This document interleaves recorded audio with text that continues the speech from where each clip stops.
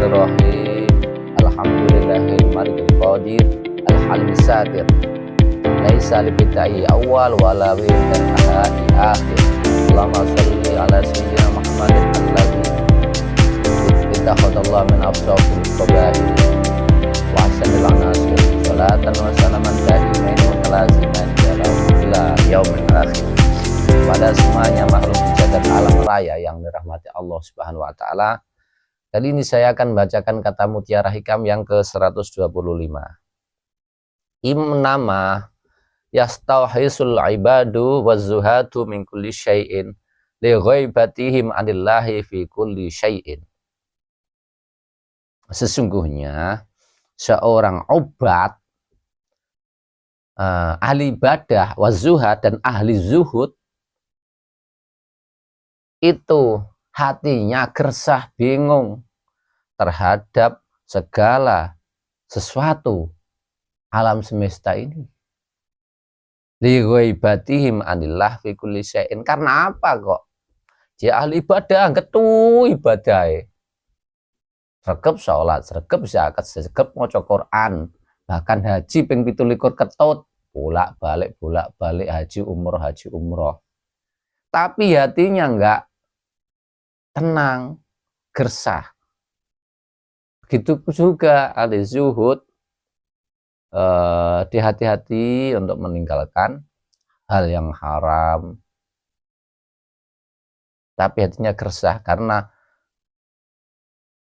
li ghaibatihim anillah, karena ghaib, bagi dirinya ghaib, dia tidak kenal Allah, tidak melihat segala sesuatu di baliknya ada Allah.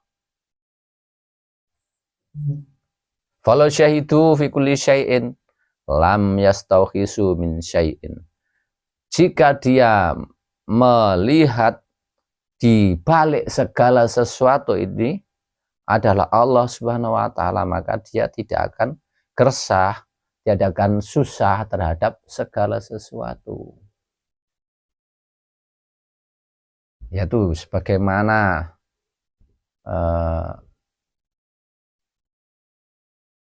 teknologi modern saat ini yang dikembangkan Tesla dan lain-lain itu, jadi bahwasanya di balik alam semesta ini segala sesuatu ini adalah gelombang atau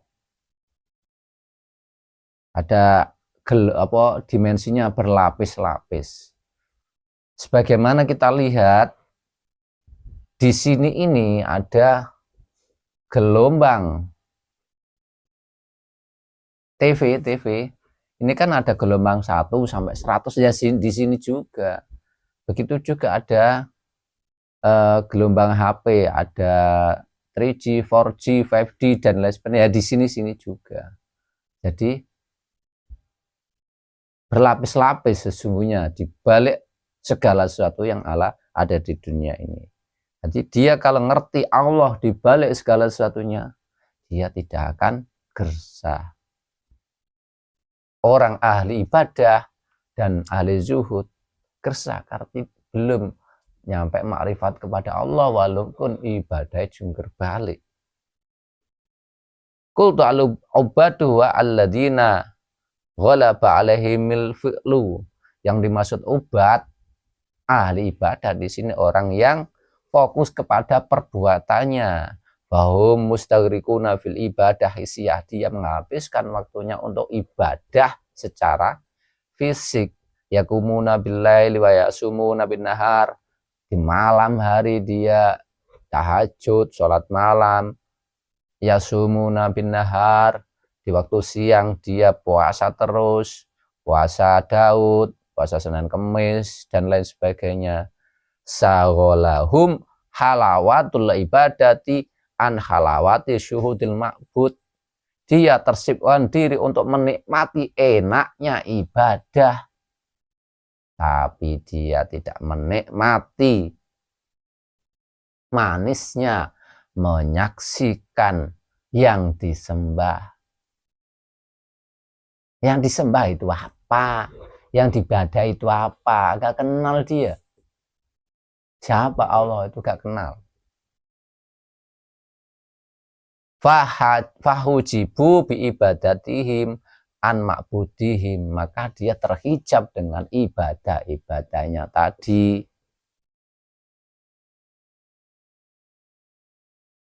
Karena terhijab ibadah, dia tidak melihat yang disembahnya tadi, melihat apa yang ia lakukan dengan ibadah itu. Sebaliknya, wazwatuhumul ladzina ghalaba alaihim tarku hum yafirruna minad dunya wahliha. Orang ahli zuhud orientasinya meninggalkan dunia.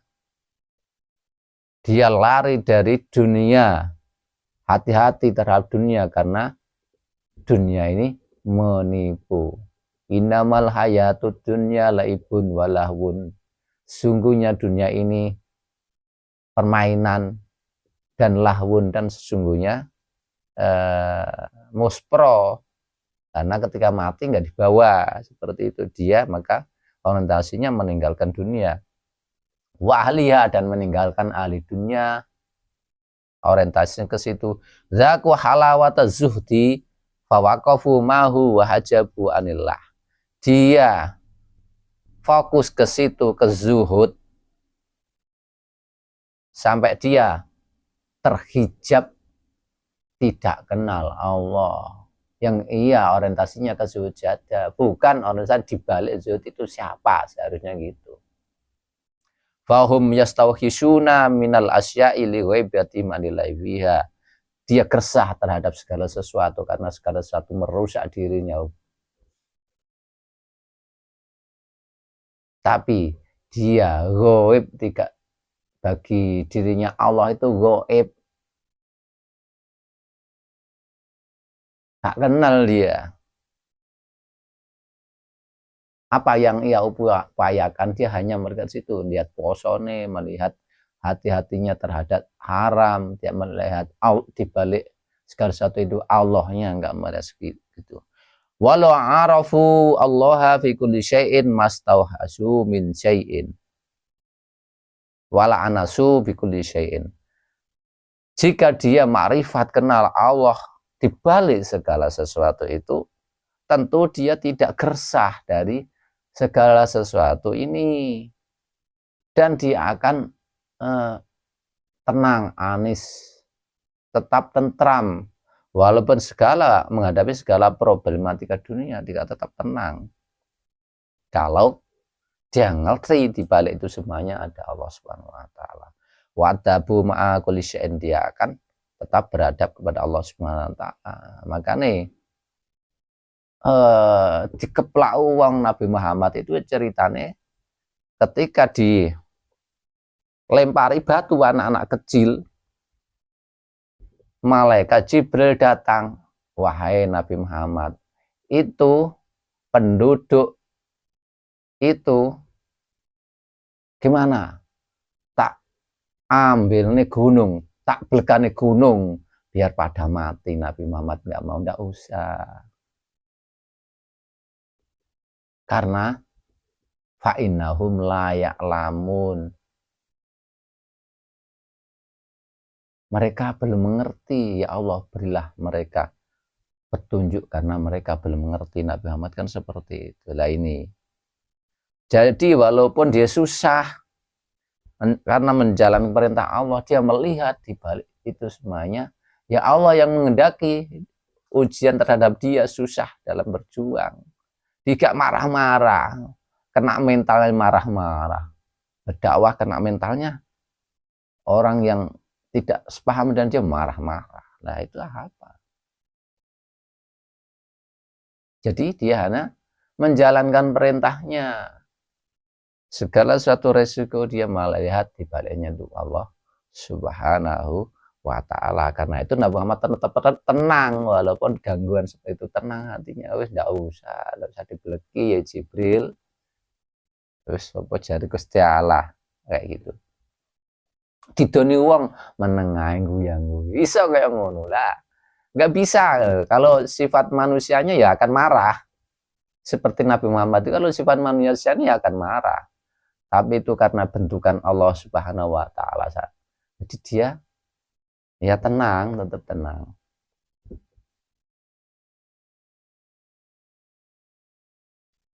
Wal arifuna linufudi basiratihim syahidu al khalqa madzahira min madzahir haqi hajabu awalan mil haqi anil khalqi. Karena itu orang alim ma'rifat itu basyirah, penglihatan mata hatinya menyaksikan al khalqa madzahira madzal haqi. Jadi makhluk itu perwujudan dari Allah Subhanahu wa taala.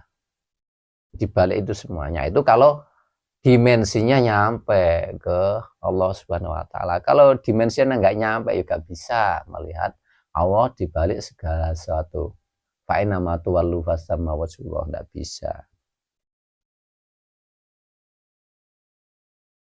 Fahajabu awalan bil haqqi anil khalqi, maka baginya dia tertutup semuanya makhluk. Dia melihat di balik itu ada gelombang Allah Subhanahu wa taala. Jika menjalankan visi misinya, wabil ba'na anil hisi, dia melihat arti di balik segala sesuatu yang terlihat akal dan panca indera itu. Wabil qadri anil hikmah, adalah kejadian-kejadian itu dia melihat hikmah di baliknya. Summa ruddu ila syutil haqqi fil khalqi wal qudrati bil hikmah. Fakhina arifuhu fi kulli syai'in anisu fi kulli syai'in. Karena dia melihat hikmah di balik segala sesuatu, elek apik padha wae. Jadi kalau sudah dibuat Allah, walaupun asalnya elek, walaupun asalnya apik, ya terakhirnya akan sama hasilnya. Maka diajarkan di Thariqah kita harus husnudon lah di situ. Tidak boleh marah-marah. Nah, yaitu pada orang lain. Tidak boleh menghakimi orang lain. Lah, agama kok malah menghakimi. Sana sesat, situ sesat. Aku yang benar sendiri. Apakah itu malah sudah beragama? Iya, dari luarnya beragama, tapi rohaninya tanda tanya. Yang sebetulnya beragama itu rohani, bukan cuma luarnya saja, tembus ke rohaninya, bukan malah menyalahkan sana sini. Lah, tatkala melihat Allah Subhanahu wa taala di balik segala sesuatu dan di balik kekuasaan-kekuasaannya, jelek baik ada hikmah di balik itu, maka dia tatkala mengenal Allah di balik segala sesuatu, anisu bi kulli syai'in, dia tenang. Ada segala problematika, dia tetap tenang hatinya. Wadabu min kulli syai'in, dia tetap beradab terhadap segala sesuatu. Wa'adhamu kulla syai'in, tetap mengagungkan segala sesuatu. Wa fi hadil maqam qala, nah, itu makom, orang berada di situ, rohaninya berada di makom itu nggak bisa dibuat-buat. Kalau dibuat-buat akhirnya ketika kena mental ya ketahuan marah-marah.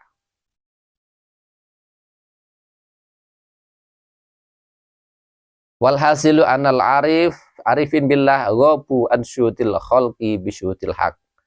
Fahum al khalqi bil asbah wa amal haqi bil arwah. Dan kesimpulannya orang ahli ma'rifat itu melihat segala sesuatu tentang makhluk ini, di baliknya adalah ada Allah al-haq subhanahu wa ta'ala. Bahwa ma'al khalqi bil asbah, fisiknya berkumpul dengan makhluk yang lain, bercampur dengan makhluk yang lain, tapi berfisik. Ma'al haqi bil arwah, tapi dia melihat Allah subhanahu wa ta'ala dengan ruhnya, dengan rohaninya. Itulah jalan metodologi yang diajarkan di Thariqahnya, arahnya ke sana.